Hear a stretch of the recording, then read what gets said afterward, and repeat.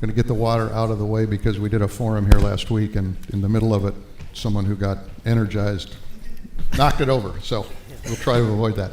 Hello to everybody. I'm Dan Balz. I'm a fellow here this fall at the IOP. In civilian life, I'm a political reporter for the Washington Post. We are going to be talking today about the program known as Deferred Action for Childhood Arrivals, otherwise known as DACA, which you're all quite familiar with. For way more than a decade, there have been efforts in Congress to try to pass an act to deal with the dreamers who are here in this country, young undocumented immigrants. There's never been any success on that. One time it came close, but it never made it.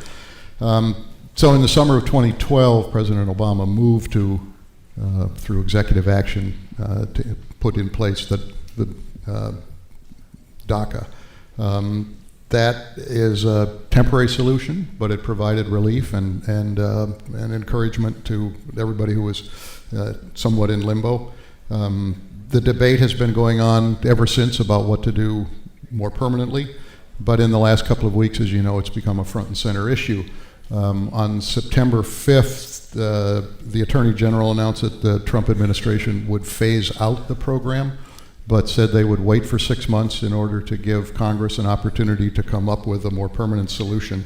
Over the last 48 hours, as seems to be typical with this administration, there have been a series of rapid developments and sometimes conflicting developments. The Senate and House minority leaders, Chuck Schumer and Nancy Pelosi, had dinner with the president a few nights ago. The two Democrats put out a statement saying they had reached a deal with President Trump that would provide permanent relief for those under DACA, and that would be done in exchange for tougher border security. All of this without any details. The president woke up yesterday and said, "No deal," tweeted it out. But then he put out a number of other tweets and statements which, in essence, said he was in full support of what the Democrats were trying to do. That prompted the House Speaker, Paul Ryan, to announce at a press conference that there would be no deal between the Republican president and the Democrats in Congress, and that any resolution would have to be worked out through the Republican majorities in the House and the Senate. Since then, he has appointed a Republican-only committee to work on this, which is an effort seen widely as him trying to slow Donald Trump and the Democrats from steamrolling ahead on this. Meanwhile, the president's campaign committee sent out a message to his base, basically saying that he has not given up on the idea of building a wall, and again muddying up the question of what kind of deal exists. So today we're going to look at a lot of these questions. We have three distinguished panelists to help us understand that. Let me go from my left and on down the line. On my left is Carlos Rojas Alvarez. He's a graduate of the Boston Latin School. He's an undocumented immigrant who, as a high school student, became increasingly uncomfortable hiding his status and channeled that frustration into organizing and action. He's been the leader of the Student Immigrant Movement, which is the largest undocumented youth organization in Massachusetts. He's been involved in, as an educational policy associate at Youth on Board and the New England representative to the National Coordinating Committee of the United We Dream Network. He led a campaign to establish a network of schools who would be welcoming to undocumented immigrants. Roberto Gonzalez, next down the line, is a professor here at Harvard at the Graduate School of Education. Among other things, is probably the country's foremost, if not one of the foremost, if not the most knowledgeable authorities on undocumented immigrant children. Over the past 15 years, he's engaged in a comprehensive study of undocumented immigrants. That work produced a book entitled Lives in Limbo, Undocumented and Coming of Age in America. He's done in-depth interviews with hundreds, I guess, of undocumented young people, and also done a survey of nearly 2,700 undocumented youth. Jason Corral at the other end is a staff attorney at the Harvard Immigration and Refugee Clinical Program, primarily with the Daca Harvard community. He received his law degree from Northeastern Law School in 2004. He's worked on immigration issues for Greater Boston Legal Services, Catholic Charities, and an organization known as Kids in Need of Defense, KIND. He's experienced in helping people seeking immigrant status through hardships such as political asylum, unaccompanied minors, LGBTQ issues, and victims of violence. So welcome to you all, and thank you for being here. Let's start with the most topical of questions, and that is where we are at this moment, and particularly the role of President Trump. I think one of the things that I'd like to get your perspective on, and we'll just go down the line, is whether he has done something that will move the country toward a permanent solution, or whether he has complicated things or is acting in a way that's going to be destructive. I guess the question is, in what he has set in motion, is this constructive or destructive? Carlos, why don't you start on that? Sure. Well, thank you so much for having me. And what I'm hoping to do today is offer my perspective as someone who came of age in this country as an undocumented immigrant, and also someone who, from an early age, was involved in starting with the implementation of DACA through the fight to pass immigration reform, through the effort to implement deferred action for parents of Americans, DAPA, and to the present.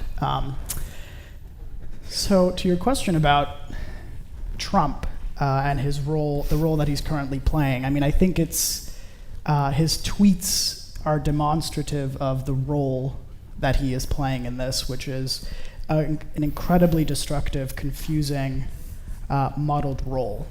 I say that because it's important to remember that it was President Trump who killed DACA. In 6 months, the program is slated to end completely, and as far as I can tell, there's no plan to revert that. What that means for people in my position is that we are no longer allowed to apply for work permits. Many of us are no longer going to be able to pay in-state tuition to go to school. Many of us will probably lose our jobs.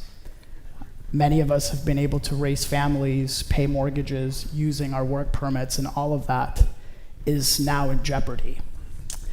I think it's really important to remember in this illusion that President Trump is somehow creating demand or creating urgency to pass a legislative solution. It's important to remember that first and foremost, DACA and undocumented youth are pawns for his attempt to increase funding for enforcement and his border wall. And in no way, I think, does Trump have a read on the legislative will to pass a DREAM Act without enforcement. And in fact, I think that's exactly what he's betting on. In that case, I think it's a completely destructive role that he's playing. Okay. Roberto? Yeah, I think that's right. I think that Carlos said it pretty eloquently. I mean, certainly this is a president who, during his campaign, promised to end this program, and he's done that. He's also somebody who's turned around and said, but I love dreamers.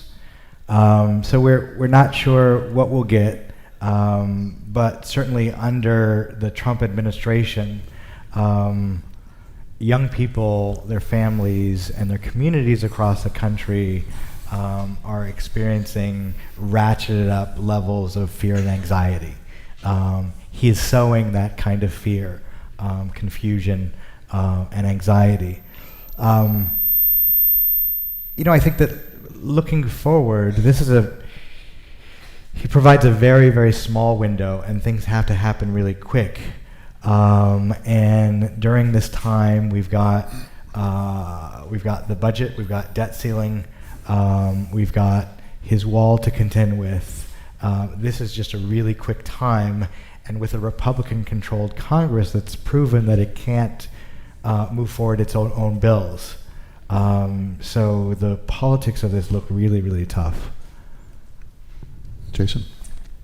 Yeah, I mean, it's hard for me to make heads or tails as to what Trump is trying to do. I mean, on the one hand, yes, taking DACA away right away, and then a couple days later saying that they may revisit it, or we need a more permanent solution to go through Congress. And if this is a means to an end in order to get a more permanent congressional solution, at best it's very clunky, and at worst it's perceived as being discriminatory, racist, nationalistic in certain respects. And the reason I say that is because the narrative is important here. And the reason it's important is because it creates an image of people, and the focus on immigrants has been immigrants as criminals or immigrants as terrorists. Maybe we can do a favor for some of these people that are criminals. Maybe we could give them an amnesty. Really not recognizing the fact that it's not the people that are broken, it's the immigration laws that are broken. The people that are here and are part of the fabric of our communities here. And so long as there's this narrative that's pitting us against one another, it's destructive. And we know it's a farce because we see the rescission of DACA, and we see this sort of adherence to so-called rule of law. But the week before, we saw him pardon Joe Arpaio, who is a convicted felon who committed discriminatory acts as the sheriff of a county. And on top of that, we see this mixed messaging surrounding Charlottesville, where there's this gray scale when it comes to the legality of somebody that killed someone in order to continue worshiping these statues of treasonous military men from 250 years ago. I mean, and then the next week, taking away DACA. That messaging, I think, resonates with folks in the United States, with dreamers, with people on DACA, with people that are allies and know of DACA students. And so that's important. And if this is the way that he's trying to get a more permanent solution, it's completely destructive to us as a nation. There are people in the administration who would say there was the threat of a lawsuit from a group of state attorneys general who basically said if you don't do something, if you don't end this program by September 5th, we're going to go into court. Was there any likelihood that a suit like that would be successful? In other words, was that a serious threat to force action? Well, look, I mean, I'm not a politician, and there certainly was this lawsuit.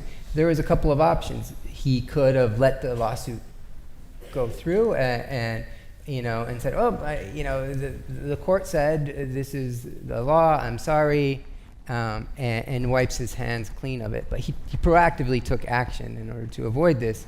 But there's also a lawsuit on the other side. There's 15 states, including Massachusetts, that are suing the Trump administration for taking away DACA. So there's a role for the courts to play in all of this. But his movement, no doubt, was a political move in order to create a message. And we got to remember too that Trump's the executive, right? He doesn't make laws, right? So if he wanted to get something more permanent, there's a way that presidents traditionally are cheerleaders to sort of move stuff along. And if what he's doing is taking something away in order to move something along, that's not much of a cheerleader. That's not a very good cheerleader, if you ask me. Carlos, how are young undocumented immigrants responding to this moment? What has the action by the administration done in the community that you're most familiar with? Well, I mean, it's done a lot of really interesting things. I remember when we started implementing DACA clinics across the country, for the first time in many years, we saw thousands and thousands and thousands of undocumented young people step forward to us as community leaders, organizations, to apply for DACA. And what we saw was the starting point to many of their lives, to be able to apply for jobs and work legally, to be able to finally go to school, drive a car without the fear of being stopped and pulled over and deported. Many young people started families because they finally could afford to do it, and others took out loans so they could buy homes, start businesses.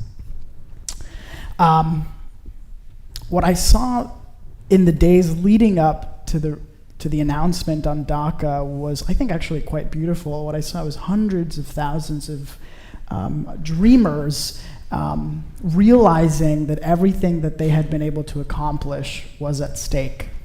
And in a matter of days, undocumented youth, backed by advocates, backed by lawyers, backed by institutions, and some even backed by their employers, mounted what I thought was a beautiful effort to stop the announcement on DACA, to the degree that the Catholic bishops came out against the proposed action, pediatricians, doctors. It was a beautiful effort. I mean, even the weekend right before the announcement, Tennessee pulled out of the lawsuit.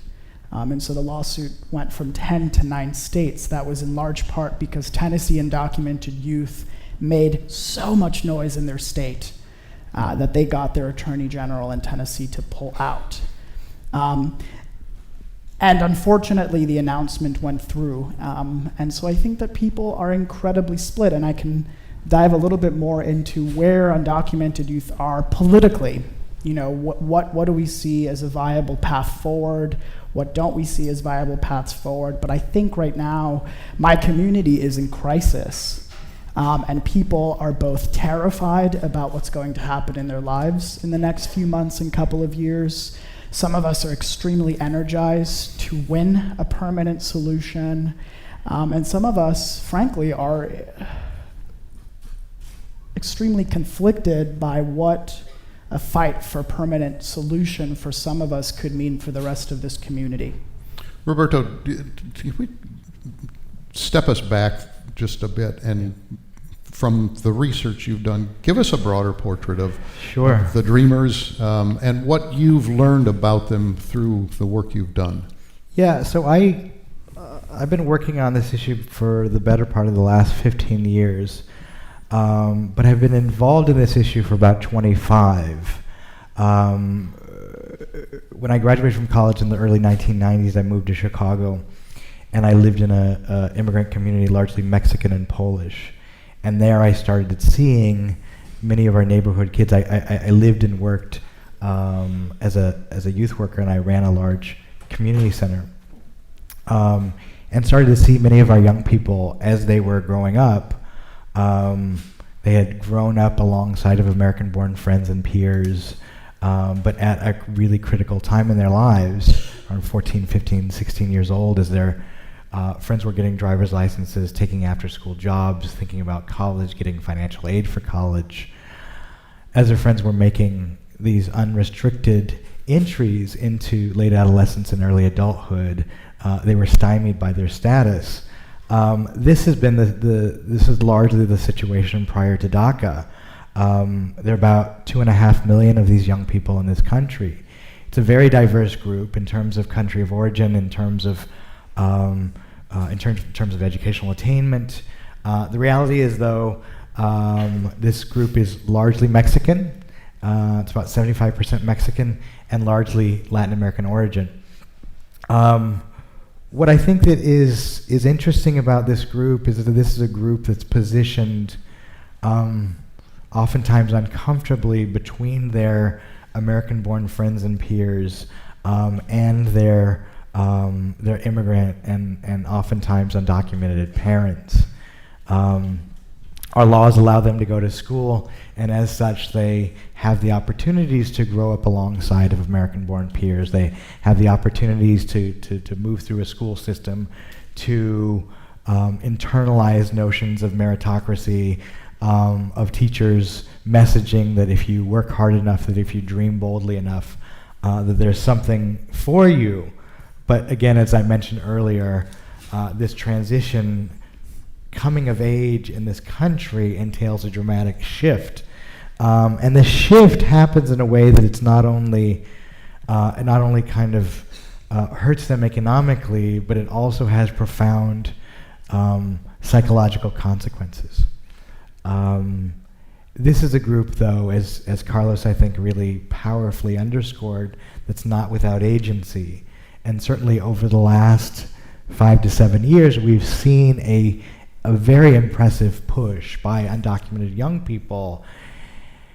Daca is really the result of that push. President Obama, everywhere he went, everywhere that Harry Reid went, there were dreamers in their face saying, you can do something. And so I think that over the last 5 years, as a result of Daca, we've seen undocumented young people take giant steps towards the mainstream. They've increased their earnings, they've gotten new jobs, they have driver's licenses, they've acquired health care, they've started building credit. Young people in college are able to see a future and plan for it, and have been able to make important investments in education, in job training. Young people who had been funneled out of the school system have found on-ramps back to education, back to GED programs, to workforce development programs. This has been a success story, overwhelmingly a success story.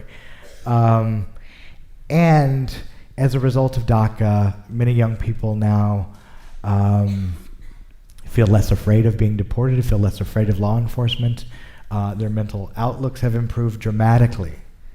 And so what we're seeing now and what we're contemplating, right, after 5 years of really important positive movement, after 5 years of young people seeing improved social mobility, right, the complete disenfranchisement of close to 1 million young people and their families, and that's and that will have profound consequences. Carlos, talk a little bit about your own story. I mean, you're undocumented. You did not enter into the DACA program, and can you just kind of tell people a little bit more about yourself and your own stories? Sure, absolutely. I was born in Colombia in '93 in Medellin, and I remember that when I was 4, my uncle was shot 19 times and killed in the struggle between the armed revolutionary forces of Colombia, the FARC, and the Colombian military and government. And I was born into a beautiful city that at the time was plagued by poverty, by violence. And so my mother was in her mid-20s when she made a decision that her son's fate was not going to be the fate of her brothers. And for months weighed the idea of coming to America, and finally decided that that was what was going to happen. And in a matter of a year, we boarded a plane to Boston, where I've been ever since. And so, like Roberto said, I grew up in the United States for a majority of my life, and I entered into the Boston Public Schools, the cradle of public education, where I got an incredible education, and I grew up alongside peers of all backgrounds, and really, really loved the idea that in this country, as opposed to the country where I came from, it didn't quite matter. It didn't have to matter how much money your parents made and what you looked like, and if you worked hard, you could get somewhere. That was really attractive to my mom and really attractive to me from a very young age, and so I worked really, really hard to do well in school and to outperform my peers. I played cello, I did theater, I played soccer, I did student government, I did everything possible I could do to take advantage of all the opportunities. And then I went to Boston Latin School, and I thought I was going to be all set. And then in the 10th grade, I was called down to my guidance counselor's office, and I was told that I had qualified for this incredible scholarship for Latino students, and you should totally take advantage of it. But do you have a social security number? Because my guidance counselor noticed that I didn't. And I had to say no. And I remember the change in the expression on his face. It went from being extremely excited to, it was like pity. And he said, I'm sorry, but you don't qualify for the scholarship. And I think that was a really seminal moment because it was, I think, the moment I realized that no matter how hard I worked, and no matter how many hoops I jumped through despite the racism and the classism, that it didn't matter, that maybe it wouldn't matter no matter how hard I tried. And that was a really hard lesson to learn, and it was one of the lessons that helped me move into the movement that Immigrant Youth had built before me to change the situation, because I was pissed. And I knew that I wasn't going to be able to navigate it alone, and more than navigating it, I wanted to change it. And so I joined the immigrant student movement, and like Roberto said, we did everything possible to pass DACA. Lawyers were by our side, researchers were by our side, advocates certainly, but what made DACA happen was the sheer force and power of undocumented immigrant youth. And I could maybe later touch upon how we actually won DACA, because I think now more than ever in this time of uncertainty, it would be really useful for people to know exactly how it is that immigrant youth fought and won for DACA. I graduated from high school in 2012, and that was I graduated 4 days before the announcement, and I graduated without college enrollment. And I remember it was 1, and I was sleeping in, and I got a call, and someone said, you need to come to the SIM office, SIM being the Student Immigrant Movement here in Boston. You have to come, the president's gonna make an announcement. And so I got up and I ran to the office, and then he made an announcement that would change the life of hundreds of thousands of young people. And I never replied because first I was extremely scared and nervous about what it meant to submit all of my information to the federal government. I was also confident that it wasn't going to last, and 5 years later, it seems that I'm right. And what I did in the 5 years that my peers applied for work permits was I figured out how to start my own business and become an independent contractor. I think my story is really useful now more than ever as undocumented youth try to figure out what's next without DACA, what's next without work permits. But I think that it speaks to the resiliency of immigrant youth. And the message that I give to anyone, and especially any young person that grew up not really knowing what life is like without DACA, right? Young people who, starting at 15, 16, before they got to experience adult life, got DACA, is to not worry, because many of us lived for decades without DACA, and we can do it again, and we have to fight like hell to win permanent solution, but we can do it again, and I'm inspired by the resiliency of immigrant youth and our parents everywhere. Jason, is Carlos' story typical, atypical? You work with a lot of it. Yeah, I think part of it is typical. Everybody's an individual, though. I mean, that's what we have to remember. And Carlos is a remarkable individual. But some similarity that I hear with a lot of people is what a dreamer really is exactly that. You're striving for something better. And for a dreamer, it's not enough to be satisfied with past accomplishments. You're always looking for something better. For a dreamer, making America great again is not enough. You want to make America better than it's ever been. You want to make your family's life better than it was before you. And dreamers are not just the students. Dreamers are their parents. Dreamers are the 11 million undocumented folks or more that came to the United States for something better, or this is typical in immigrants that I've talked to. It's a little bit atypical to not apply for DACA. I think a lot of people did take advantage of it. You said maybe there's 2 million undocumented folks that maybe qualify, 800,000 approximately. So there is a large chunk of people that haven't applied. Most of the people that I talked to in those early days were very skeptical, and I've been able to convince most of them to apply. Going out on the line, I didn't know either, and I had faith, and I hoped that a more permanent solution would come about. But what I can say from a legal perspective, and again, the messaging is really unclear. For those people that are concerned about it, they have stated that they're not going to use the information on the DACA applications to pursue proactively removal proceedings against individuals. But I think it's warranted to have a distrust of the government.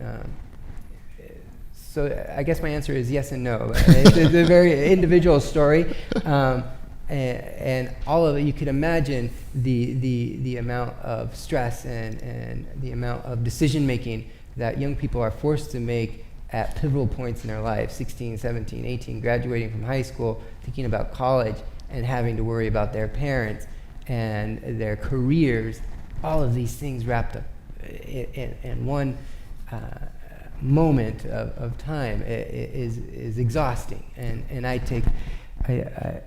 I'm lucky to work with so many people that continue to inspire me, continue to dream, continue to build businesses, continue to study amazing things, continue to raise their families in a healthy way, despite all the odds, despite this narrative of a president telling you that you're a criminal and a terrorist.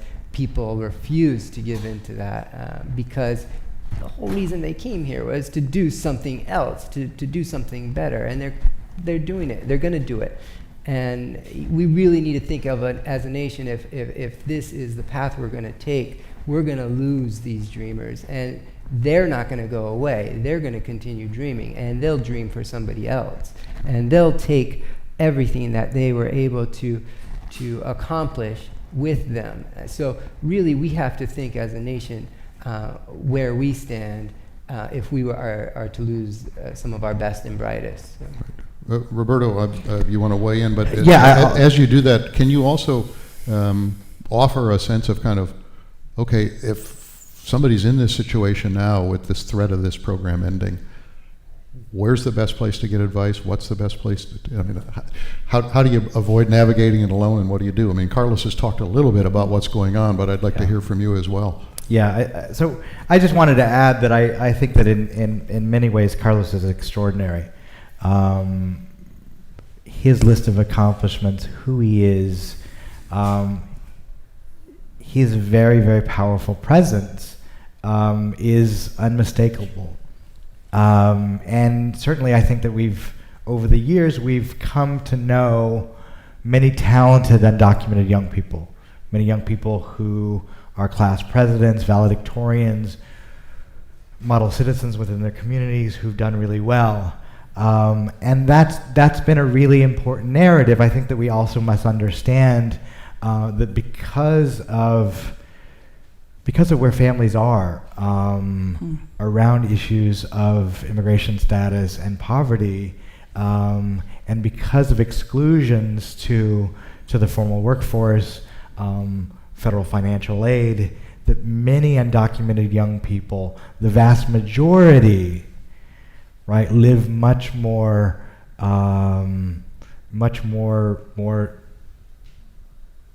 modest lives, achieve much less, start to encounter barriers very early on, and for many undocumented young people, really the stress, the strain, the stigma around being undocumented, and the countless barriers that they encounter over the course of their young lives really start to wear them down, and it disadvantages young people very early on. So I wanted to say that. Moving forward, one thing that Carlos mentioned, the week before the announcement, we saw a tremendous outpouring of support from all sectors of society. And what we're seeing now, and to your question about where does one go for help, we've seen on college and university campuses across the country, faculty here who were out in the streets last week. We've seen teachers and faculty meeting, trying to figure out what they can do to support students. We've seen organizations like the Mission Asset Fund in San Francisco raise money to pay for DACA renewal applications. So I think that this momentum is going to be critical, not only to try to pass a bill forward, to try to move forward legislation, but whether or not legislation passes, I think that we're in a really important moment where we've built some momentum and power that I think that will really help to support young people and their families moving forward. I want to go to questions from you all in a minute. We have 4 microphones, 2 here and 2 higher up. So if you have questions, begin to line up and we'll take as many as we can over the next 20 or 25 minutes. I wanted to cite some recent polling that's been done on this issue. SurveyMonkey, which is an online polling organization, did a poll the week before the announcement. And the question basically was a simple one: do you support the DACA program or do you not support it? Overall, 64% of adults said they supported it, 30% opposed it. But there were, as we've seen in all kinds of polling over the last X years, wide variations based on political allegiance. So 85% of Democrats supported it, only 41% of Republicans. 88% of people who said they voted for Hillary Clinton supported it. 37% of people who voted for Trump said they supported it. But there's another poll that was done, it's called the American National Election Studies. It's a long-standing survey that's done after every election. And one of the questions they asked about was about the status or fate of young undocumented immigrants. And the question there was, should they be allowed to stay in this country or should they be sent back to their country of origin? That had a really interesting finding. 81% of everybody surveyed said they should be allowed to stay, including 93% of people who said they voted for Clinton and 68% of people who said they voted for Donald Trump. There's a recent poll that was done by Politico and Morning Consult that came out just a couple of days ago that had almost an identical finding in terms of the Trump voters. So on that basis, and again very quickly because I want to get to the audience, give me your sense of whether you are optimistic at all about the possibility of a legislative solution and what might that look like. In other words, kind of what's the price that you have to pay to get a bill through. Why don't we start with Jason? And as I say, please be brief on these so we can get to questions. Yeah, I remain optimistic. I mean, the Bridge Act is out there. The Bridge Act is set up as a temporary fix. It's DACA that goes through Congress, essentially. I'd like something better than that, but being pragmatic, I think we could get something like the Bridge Act through. The price to pay. Look, I think DACA is a compromise. I think the DREAM Act is a compromise in and of itself. Again, I'm not a politician, but if I were someone that had to throw Donald Trump a bone, maybe a vote on tax reform or something, something unrelated, we have to realize that we've had enforcement-only policies since 9/11 and before. The border, I'll say this outright, is secure. We no longer have to focus on securing the border. We no longer have to worry about vetting terrorists. That's done. So now we have to get the real work done internally. And I think that's what Obama was trying to do, giving him the benefit of the doubt. But he didn't get the messaging out clear enough that we've deported people. The people I'm seeing come in, are almost always in removal proceedings. Yeah. It's because the border is secure. So we need to move forward with fixing the problem internally. Okay, Roberto? So to that point, for the last 7 years, net migration from Mexico has been negative, and so very, very loud and clear the border is sealed, but that doesn't address the politics of this. Consistently over the last several years, the vast majority of the American public favors a pathway to legalization, but politics and policy is a very, very difficult dance, and we've been stymied by politics for the last several years.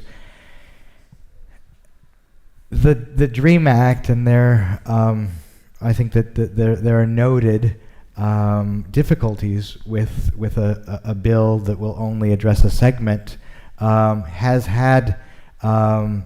really enjoyed bipartisan support over the last several years.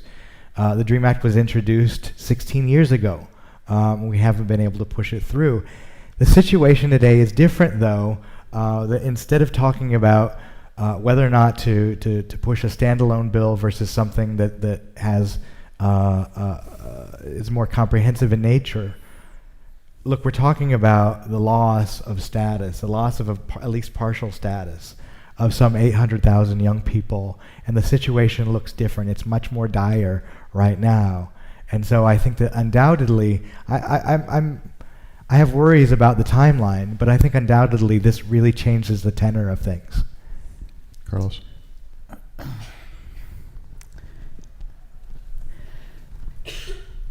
So on the one hand, I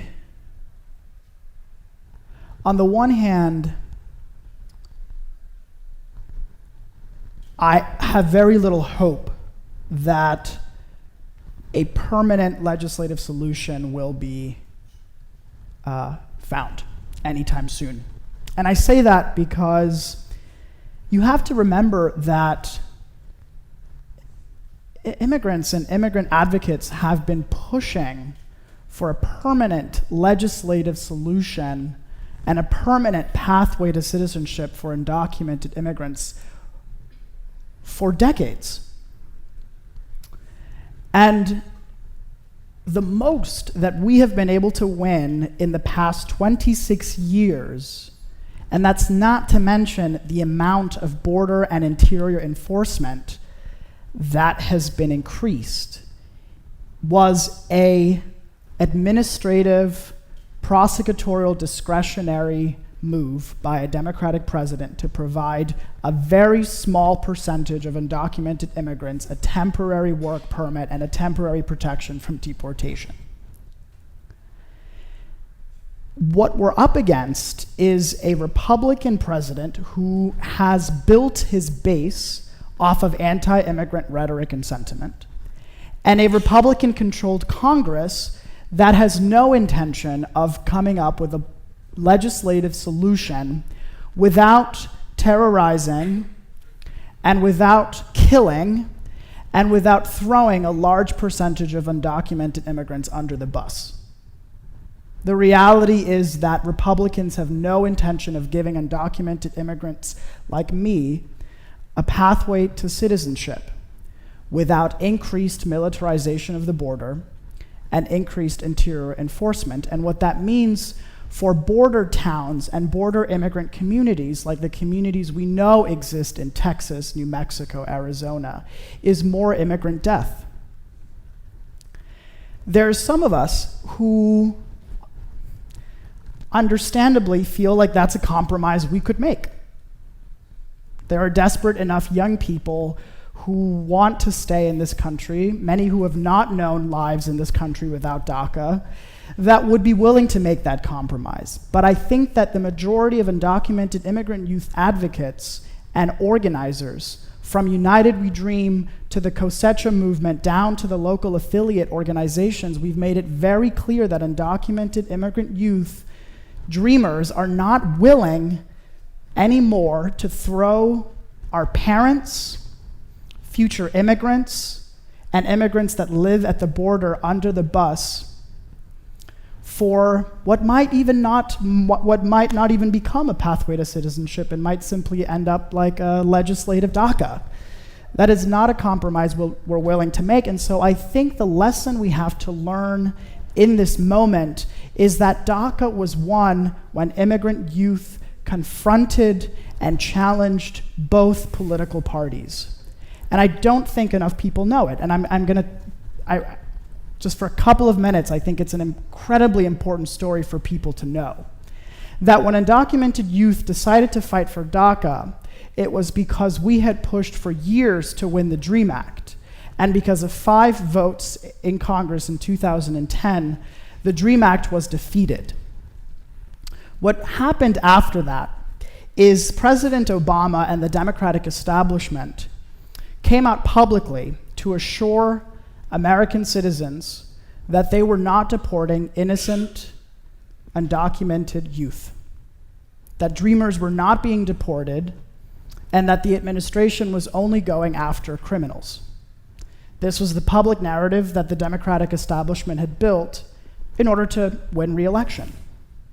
The reality we knew is that our friends were being deported, that undocumented Dreamers who qualified for the DREAM Act were being deported every single day, and that it wasn't just criminals who were being deported, but moms and dads and uncles and workers, many of whom had lived here for a decade or more, were being deported by a Democratic president.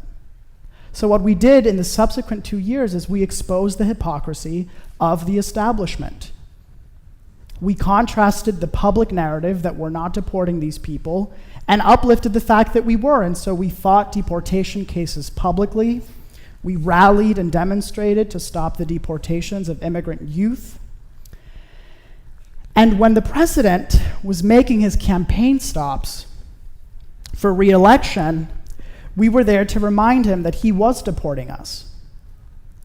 And we were sitting in at his re-election campaign offices to remind his staffers and his canvassers and his campaign field directors that what they were endorsing was the deportation of immigrant youth. And then we went to Republicans and started negotiating with them on a DREAM Act. What you have to understand is that Democrats want to pass immigration reform and Republicans want to pass immigration reform. And so what we did was we said, okay, well, if Democrats aren't willing to do anything and Democrats are going to keep deporting undocumented youth, then we're going to go to Republicans and see if they can give us a DREAM Act, and that scared the living hell out of Democrats.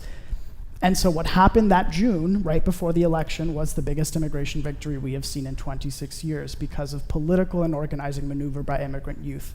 My point is that if anything is going to happen in the next few years... And it flummoxed the Romney campaign, but that's another story. That's exactly right. My point is that if anything positive is going to happen for immigrant communities, it's going to be because of organizing and not because of a president. Thank you.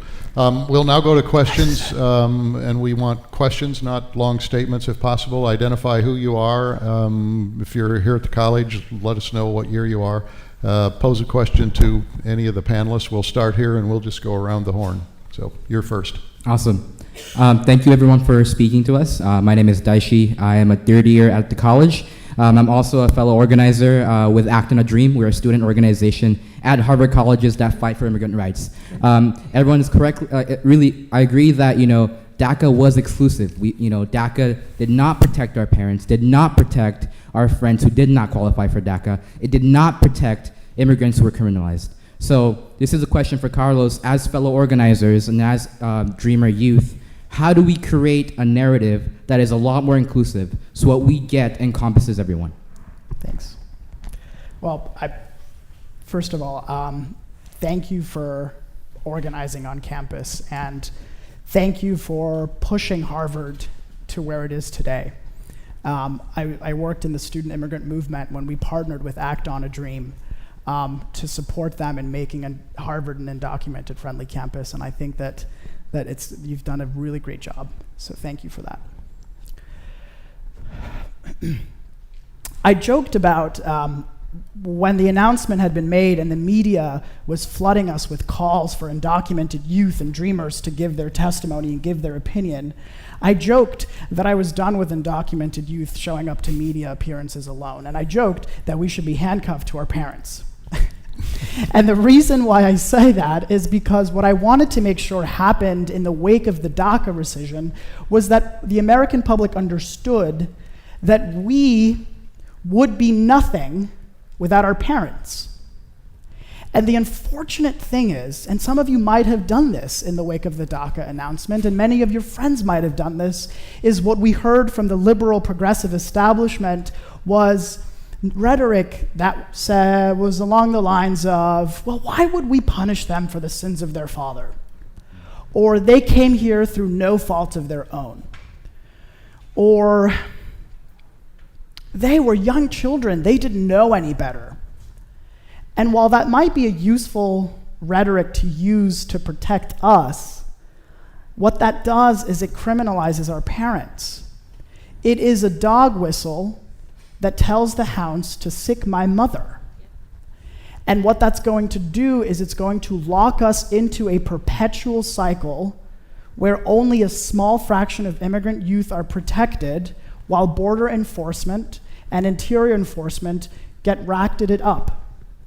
And so we have to stop that narrative, and I think we have to expose the fact, and like Roberto's, like you said, dreamers are not just undocumented immigrant youth. Dreamers are parents. Dreamers are people who are yet to cross the border. Dreamers are regular undocumented workers who make this country great and who make this country run. And I think that's going to be a really important part of the fight to protect DACA, because protecting DACA inherently is not throwing people under the bus. I think it's really important to understand that defending DACA and organizing around DACA is an important piece of protecting immigrant communities. But what is important and what will make a difference is the way that we protect DACA and the narrative that we build so that when we are ready for a permanent legislative solution for all immigrants, we haven't made it harder for ourselves. And so when I saw the incredible champions, Senator Elizabeth Warren, on the floor, I first was extremely excited that she was so passionately defending DACA. And then I was just so heartbroken when I heard her use a similar phrase like, we should not be punishing these kids for the crimes of their parents. And I thought, how much harder are you going to make it for yourself, Senator Warren, when you come back onto that floor in 3-5 years to defend our parents? How much harder have you made it to defend the rest of the immigrant community when you're using rhetoric like that today? Do either of the other two, either of you want to weigh in on this? I mean, absolutely. I mean, like I was saying, is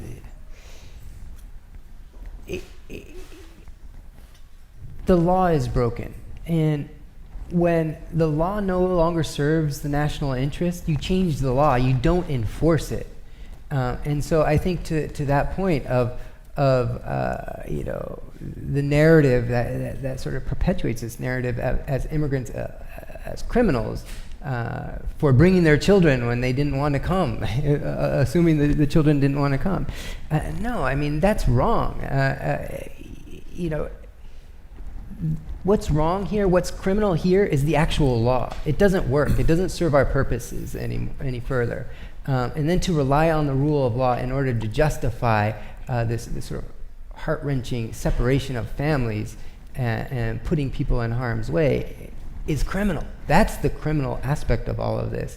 And so we really need to work hard together to come up with a solution that makes sense for our modern society, our culture, a culture that sort of holds itself up on this pedestal as being welcoming. I mean, people fled England because they were fleeing persecution and to pull themselves up by their own bootstraps, and the king was a despot, and all of these things. I mean, these are all the same reasons people still come, believe it or not, and now we feel as though we're fleeing that same despot, and so this is where I think this narrative needs to go in advocacy effort. Yeah, I don't want to hammer the point much more, but I do want to say that Daishi's point is a really good one, and a really important one. I think by 2009, 2010, most undocumented youth had moved towards a more inclusive kind of frame. Unfortunately, and I talked before about the kind of positioning, undocumented young people have become very sympathetic because of this very narrative, because of this narrative of innocence, because of this narrative of achievement, because they fit into this kind of American dream Horatio Alger story. But it's very fragile. It's very fragile. In a climate that it has been really characterized over the last several months by race relations and this, I think, this vexing question of who are we as a country, I think that Trump really bet on in his campaign. There's a book by Mia Chuan called Forever Foreigners, Honorary Whites.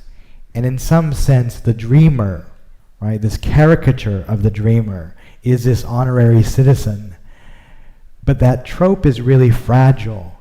And so once dreamers grow up, once dreamers stop doing well in school, once dreamers stand up and speak out against our government, right, is that quickly fall into a category of undeservingness, a category of troublemaker, a category that is tremendously racialized. And so I think, as Carlos pointed out, it's a very, very slippery slope. And so people want to go for this. This category of innocence shrinks more and more each year.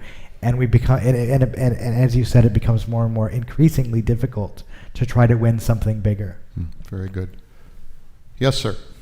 I'm Leonardo Parroga from the Graduate School of Education, and I was wondering, now that we have come to a point where DACA and the future related with it is very uncertain, and I was wondering how can we, as normal citizens, as students, engage more with the movement, help with community organizing. Which role can we play, and how can we help all the dreamers out there? You're the organizer. So I think that the first thing to make very clear is that as far as the immigrant youth organizations that have led this movement, that's who I speak for. I do not speak for any other individual dreamer, is that we are not willing to accept a DREAM Act with a pathway to citizenship if it comes with border militarization and interior enforcement increases. We are not willing to accept the narrative that one group of immigrants is more deserving and at the expense and at the deaths of other immigrants. But then what's the organizing principle right now with this, at this moment?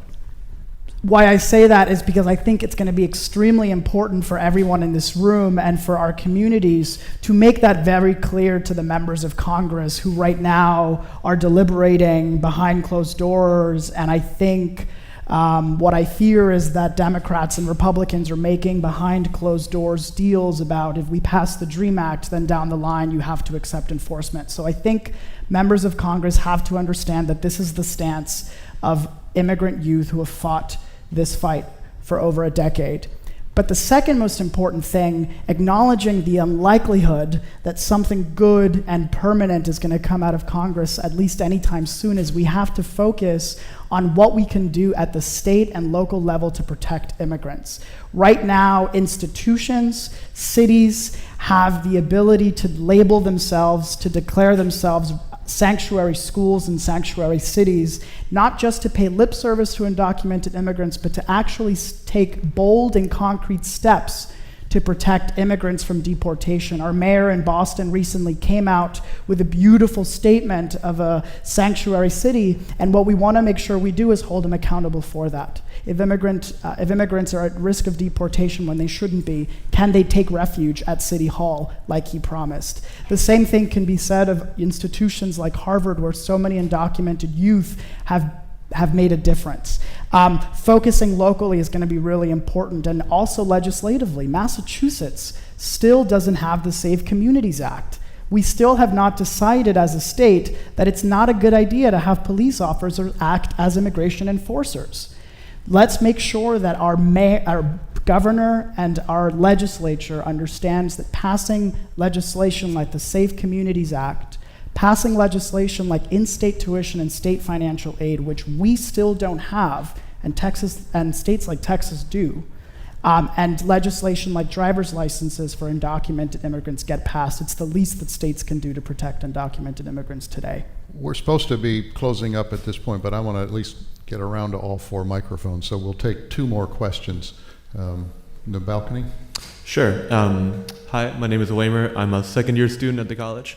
My question is more about relating to the point made about a considerable portion of the undocumented community being primarily from Mexico.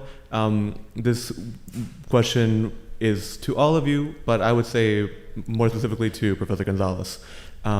What narratives or what experiences pop out for undocumented immigrants from Europe, Asia, South Asia, Africa, Oceania, and also intersections between the undocumented community and the LGBTQ plus community? That's good. Are you collecting questions or? Oh, Yeah, I can respond very quickly, and then I can talk to you later. Sure. So I think increasingly we've heard as undocumented young people have pushed against a very kind of single story, a very kind of caricaturized narrative. We've heard a lot about intersectionality. We've heard a lot about diversity. There's a very strong current of undocumented young organizers who are Undocu-Black, so there's an Undocu-Black caucus. The fastest growing segment of the undocumented community is from Asia. But nevertheless, this is a population that is overwhelmingly from Latin America. And we think about the racial dynamics that are going on here. This is a really important point to consider. And that is that if for example, we are talking about a group of 2 million largely white immigrants, the story would be very different. This would be a very different fight. That no other country besides Mexico make up a double-digit share of this population is really important. We need to name that, right? It's really, really critical. Your second question was? It related more to the intersection of being undocumented and being LGBTQ+. Yeah, and that's it's very important that the political narrative really stymies more kind of complex frames, but I think that what's happening on the ground is that young people and their families are articulating much more nuanced, much more diverse, much more complicated stories, and that's the reality of our immigrant communities. Just to add to that quickly, we have to be careful in our advocacy efforts to build bridges and allies, because it's easy for us to go in our separate camps and point fingers. And so I think when you're looking at the other, that's exactly the stage that they're trying to do in order to divide and conquer, so to speak. And I've seen people come into my office and say, yeah, but I'm not Mexican. And I'm like, wait a second, what are you talking about, So we have to be careful, and we have to be careful about sort of having a collective image. We are individuals. We have different struggles, but our advocacy efforts should be advocacy efforts that encompass the undocumented community, because it's really the American community. Yeah. I would say one last thing, and I know that we're terribly over, but there is a huge target on the backs of largely Latino, largely brown-skinned immigrants. And other groups benefit from that target being off of them. In some ways, the unfortunate aspect of this is that for many young people who belong to other groups that aren't as widely pointed out, oftentimes those young people go without getting help because it's assumed that they're doing okay. It's assumed that their status is not an issue. It's assumed that they'll do well in school, for example. And so this is race is something that cuts in I think really complicated ways around this issue. Last question, please. Hi, my name is Alfredo from the Divinity School. Hi, Jason. Hey. So I appreciate the fact that you, Carlos, brought up the problematic with the narrative that criminalizes the parents and throws them under the bus. My question is for Professor Gonzalez. Can you talk a little bit about what border security looks like in like the human side, the human face, the bodies? Maybe a little bit about the work of Jose de Leon and the Lana Bookman Graves, just to humanize that part of the issue. To humanize the issue of border security, well, we've just had two. I think to put this in perspective, we've just had two natural disasters, right, in Florida and in Texas, and during those natural disasters, many undocumented immigrants were afraid to seek help, precisely because of what they've experienced over the last several years with border enforcement. And when we talk about enforcement doesn't only happen intensely on the border, right? That's the trend that we've seen over the last 10, 15, 20 years, is that enforcement is heavy in communities, right? And that has had the effect of dramatically narrowing people's everyday lives, right? Because people alter their routines, right? I interviewed several years ago two young people who had 3 kids. They worked in the same factory. They were struggling to make ends meet, but they drove 2 cars to the same job. They drove 2 cars to the same job because they were afraid of what would happen if they got picked up by Border Patrol or by ICE and then were sent away and no one was there to pick up their kids, right? They incurred an extra bill that they could not afford because they wanted to make sure that at least one of them would make it home at the end of the day. This is the reality. Trump administration, to be sure, has expanded efforts, has ratcheted up levels of fear in communities. We're now talking about collateral arrests, where if, for example, I go to pick up one person and someone happens to be in the house, another person is getting picked up. But we've seen this increasingly over the last decade and a half, and that the Obama administration deported upwards close to 3 million people should not be lost on us, right? That there is continuity in our enforcement practices. Trump inherited a very finely tuned machine of deportation. He didn't invent it. And the reality is, if I may add really quickly, is that already DACA recipients are being detained at checkpoints in Texas. We just heard of a case of 10 to 12 undocumented youth who still have their work permits and their DACA statuses were detained for over 4 hours in Falfurrias, Texas. This is already leading to a crisis that is going to boil over in no time. Great, thank you. I want to thank all of you. This has really been a terrific discussion, and